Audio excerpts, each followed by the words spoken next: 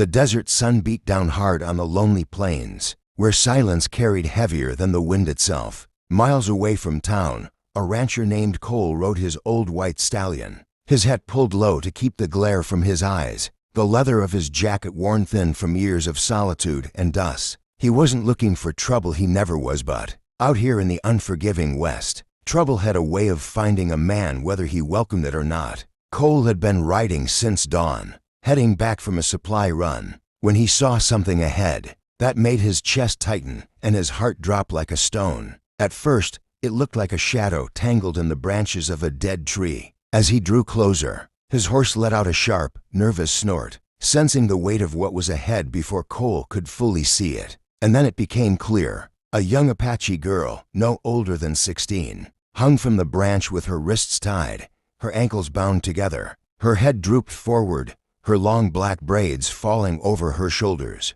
and her body swayed slightly with the desert breeze. Just beneath her, nailed roughly into the bark of the tree, was a crude wooden sign painted in thick, dripping red letters, "White Man Don't Forgive." Cole's jaw tightened. He had seen cruelty in his time, men and women both, but the sight of a child left hanging as a warning was something else. It was not justice. It was not war, it was plain hatred carved into the open land for all to see. He spurred his horse forward, sliding out of the saddle with a practiced motion, boots hitting the sand with a thud. "Easy now," he muttered softly, his voice as steady as he could manage. He looked up at the girl, noticing the rise and fall of her chest. She was alive, barely. Her lips were cracked from thirst, her skin burned from the sun, but she hadn't given up yet. He quickly pulled his knife from his belt and cut through the ropes that held her wrists, catching her as her body fell limp into his arms. She let out a faint whimper, the sound of someone too weak to even cry out,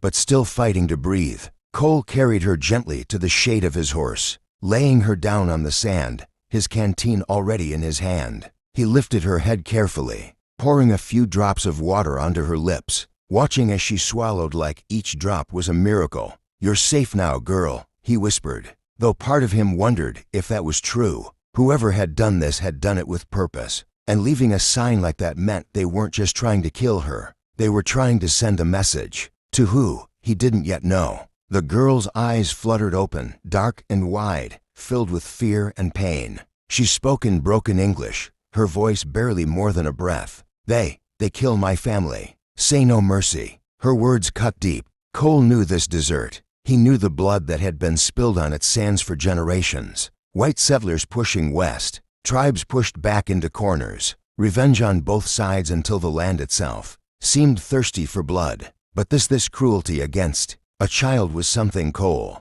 couldn't walk away from. He had lived alone on his ranch for years, a man haunted by battles of his own past, choosing solitude over the company of men whose hands were never clean. Yet staring into the girl's tear-streaked face, he knew the world was forcing him back into a fight he hadn't asked for. He glanced again at the sign nailed into the tree, the words mocking him in silence. "White Man Don't Forgive." Maybe not, but he wasn't every man. He untied the bindings from her ankles, massaging her legs gently to restore the blood flow, then lifted her again onto his horse. She was light, far too light, her body fragile from hunger and pain. Cole mounted behind her, wrapping one arm around her waist to steady her, and kicked his horse into a steady trot toward his ranch. The ride was long, and he could feel her body trembling against him. But she didn't let go. That spirit wounded but unbroken reminded him of a time long ago, when he had once fought for someone he loved, only to bury her under the same desert stars. The memories stung, but this girl wasn't meant to die that way. Not if he had anything to say about it. By the time they reached the small cabin that stood alone on his land, the sun was sinking low, painting the sky in fire and blood. He carried her inside, laying her on his bed, and went to work cooling her forehead with water, feeding her small pieces of bread, and whispering steady words of comfort. She clung to consciousness, her eyes following him with cautious trust. Finally, as the moon rose high outside, she spoke again. Why you saved me?" Cole sat on the edge of the bed, staring at the rough wooden floor for a long moment before answering. "Because no one deserves to be left behind like that," he said quietly. "Not you, not anyone. She closed her eyes, her breathing finally evening out, sleep taking her into its merciful arms. Cole sat there, watching over her, the weight of responsibility settling heavy on his shoulders.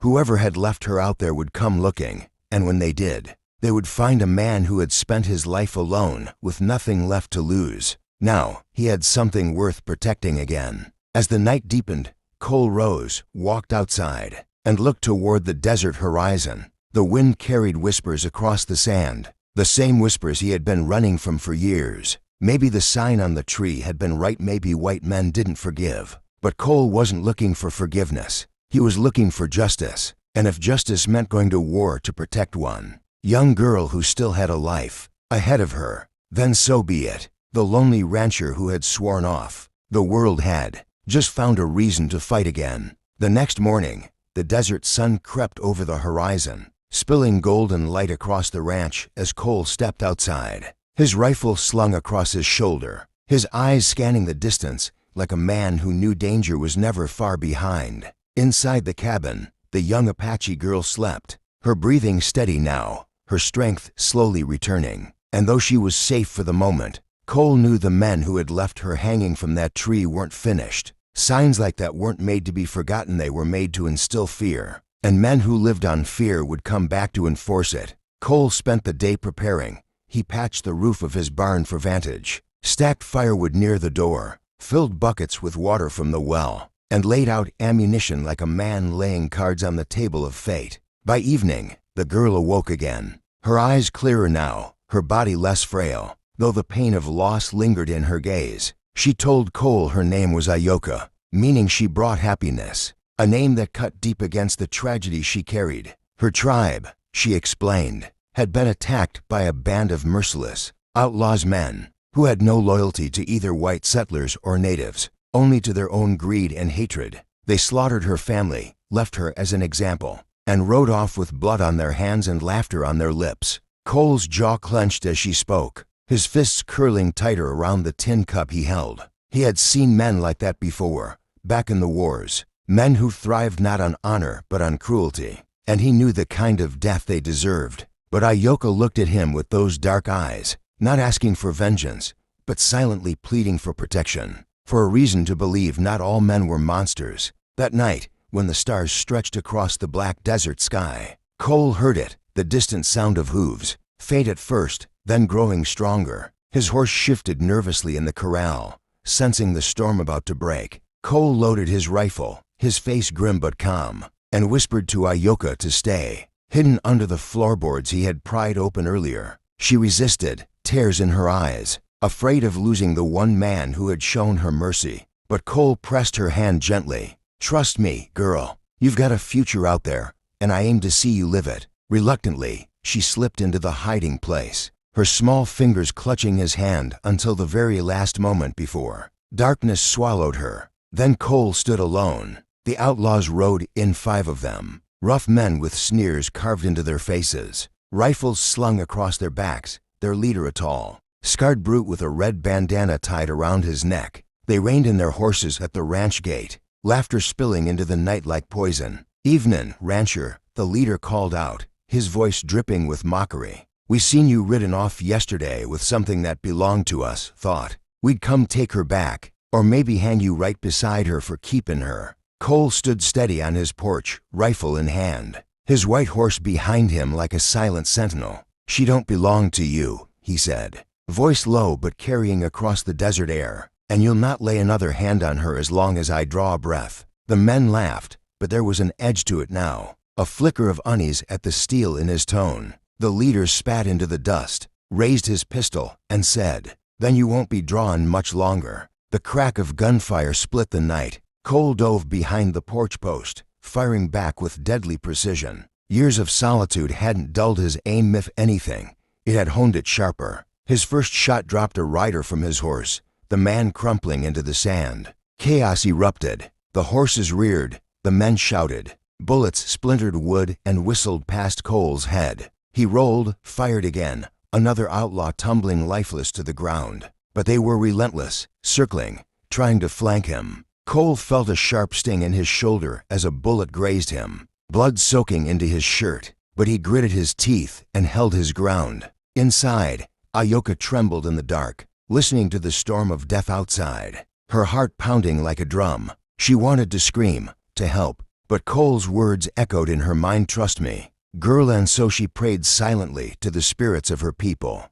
The fight raged on until only two men remained, the leader and one other. Cole's rifle clicked empty, the chamber dry, and he knew it would come down to this. He stepped out into the open, blood on his shirt, his revolver in hand, eyes locked with the scarred man who had started it all. For a moment, the desert went silent, the wind holding its breath. Then two shots rang out almost as one. The outlaw's body spun, crashing into the dirt, his bandana soaked in red. Cole staggered, breath heavy, but he was still standing. The last man fled into the darkness, his courage gone with the fall of his leader. Cole lowered his gun slowly, the weight of survival pressing down on him. He turned toward the cabin, his voice rough but strong. "It's over, girl. You can come out now." Ayoka scrambled from her hiding place, tears streaming down her face as she ran to him, throwing her small arms around his waist. He winced from the wound, but held her close, his hand resting gently on her head.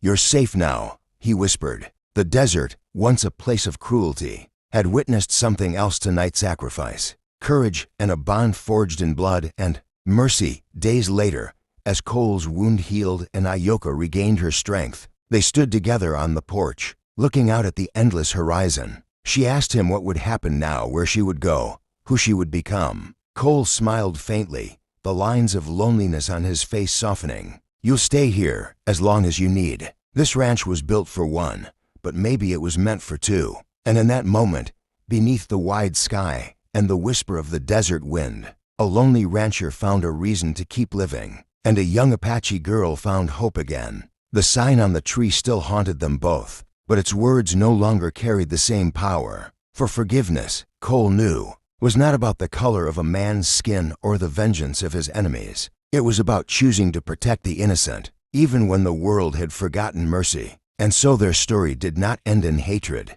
but in survival, in healing, and in the quiet promise of a better tomorrow. Friends, if this ending gripped your heart, and you want more powerful Western stories of courage and redemption, don't forget to like, share, and subscribe to the channel. Your support helps us keep bringing these emotional stories to life.